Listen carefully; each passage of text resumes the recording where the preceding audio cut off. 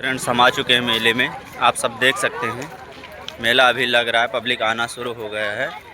ये मेला लगा है कूड़ेभार रोड और थौरी रोड के बीच में। यहाँ से थौरी मात्र 3 किलोमीटर।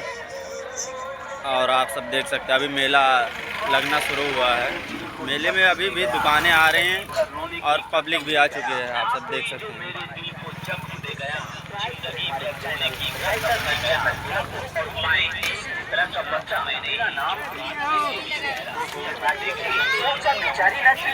अभी मेला लगना शुरू हुआ, सामने देख सकते हैं अभी दुकान लग रही है। यहाँ पर हमारे घोड़े की भी दुकान लग चुकी है, देखिए देख सकते हैं हमारे घोड़े की दुकान लग चुकी है। सामने हमारे भैया बैठे हैं।